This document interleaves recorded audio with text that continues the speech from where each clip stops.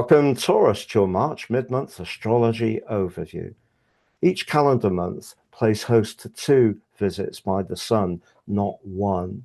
And from the middle of each month, we start to get a transition. First of all, the first position of the sun reaches its high point, its culmination. But then through the last 10 days of each month, the sun moves sign, and that creates a transition. It's complex and it's largely unreported in astrology. In my new monthly series, I'm going to help you, Taurus, whether it's through your ascendant, sun, or the moon, to understand more clearly what you can expect in terms of your relationships, finance, energy, and work. I'm astrologer Patrick Arundell. A very warm welcome. If you've yet to subscribe to the channel, please do so now to help it to continue to thrive. So on the screen is the 15th of March, and there's the sun in the sign of Pisces. Pisces is a water sign, can be very empathetic, it can be very sensory, it's very much more appreciative of atmospheres. But you've also got other players along with the sun. The North Node, very karmic, the thrust of Mars, the retreat in retrograde Mercury, very much about precision or communication. And that 11th house for you is about your social interaction, can be about your friendships, but most of all, it can be about your higher purpose and your direction of travel. Now, recently, we've also had Saturn and Neptune return to your 12th house. If you recall last year, Neptune there for 6 months and Saturn for just over 3. And you may have done some deep thinking and started to welcome into your life some more psychological or healing approaches. And that may be something you're still very engaged with. But on this particular event, we also need to be conscious of your ruler, Venus. And Venus is there in that 12th house too, and had been in a very powerful conjunction with Neptune and Saturn. So any weaker relationships in your world, whether they're friendships or even in a romantic context, may have gone through a bit of a test recently. And in the most extreme circumstances, one may have come to its close.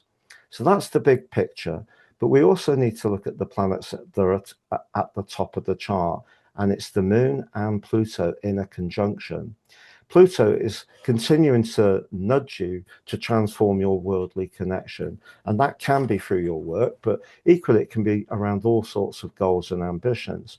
Having the moon so close to there suggests your work could be quite emotional up until when the sun moves into Aries. Particularly if you're working with people where communication's not clear, and with Mercury retrograde, that could be something that's more obvious, but your frustration may be more palpable.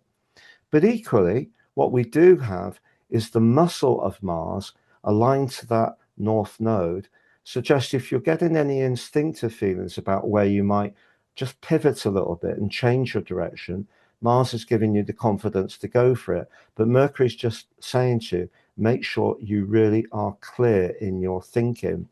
Now, in your sign, you continue to have through to the 26th of April, the restless energies of Uranus. And he's asking you to be in touch with the most freedom-loving, but also most individualistic part of yourself. And for a sign like you, which prefers stability and security, that's been challenging over the last 7 years. But you've also learned a lot of embracing the positives that Uranus can bring. So now we're going through the transition, and that brings us to the 20th. The sun moves into the sign of for Aries, and for us all, it's the start of the new astrological year. But the sun's now playing catch up with Neptune and Saturn. In the case of Neptune, the sun hasn't connected with Neptune in Aries for 150 years. In the case of Saturn, for about 28 years. So it's a really big deal. And the collective in the sign of Pisces is still strong. Unfortunately, later on the 20th, Mercury goes direct. So that's really positive. And also Mars is in a fantastic link to the planet of fortune, Jupiter, in the part of your scope to do with everyday communication. So if your plan about your future is clear, they are going to give you a tremendous amount of thrust, energy, and self-belief. What's not to like? We've also got Venus, your ruler, very close to the moon in that 12th house. If you are someone who's friendly with people or getting to know people who are interested in healing, personal development, anything to do with the spiritual dimension, it could be to do with astrology, psychic work, it may be to do with holistic therapies, but anything which helps you to get deeper within yourself in a practical way with Saturn's help, within an imaginative way with Neptune's help, can be very dynamic and positive. But if you're in a situation where you're not so sure about your future direction, or some of the people that you're connected to at the moment, I think from the 20th, you are going to need to give yourself permission to do some big thinking. And some of that big thinking may need to be quite reflective. And that may mean stepping out of that more sociable vibe that's been there for the first 3 weeks of March and giving yourself permission to just tune out. And that is going to be a very valuable thing for you to do. So to recap for you in terms of the overview, Taurus, as far as relationships are concerned, because Venus had been in that contact with Saturn and Neptune, if there has been uncertainty, confusion, or dishonesty, you may have broken away from someone. If you're in a relationship which is actually very encouraging, supportive, and nurturing, that relationship can get stronger. If you are someone who's interested in any form of healing, your health can and energy can improve if you give yourself permission to do it. I do feel that the good friends you've got and the good connections, if the exchange of energy is positive, that can feed into your emotional health once the sun moves into Aries. As far as finance is concerned, because Jupiter is now direct and is in such a strong alliance with Mars, I think if you are collaborating with people and you have a good relationship with line managers and influential players professionally, there's a lot to like about this chart.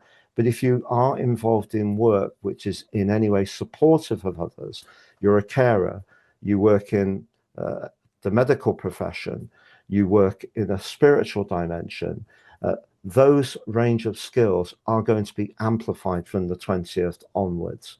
It's been a real pleasure being with you, Taurus. If you've yet to watch your Jupiter Direct video, please click on the link for that. If you've yet to watch Venus in Aries, please click on that video. You can join me at my website and sign up for your free daily horoscope each day. It's absolutely terrific. I've written daily horoscopes for probably 30 years, and I think I'm one of the few astrologers on YouTube who do produce my own. And they're fired to your email box each morning, and it's an opportunity to have that reflective pit stop when you read it. Also, if you'd like to work with me one-to-one, please check out my testimonials below. You can also order your personal horoscopes, great value, very accurate, and will give you huge insights and totally unique for each person they're produced for. And if you apply at the checkout Astro 26 or Draco 26, depending on if you choose Natal or Draconic your soul charts, you'll get 50% off. All the best and goodbye.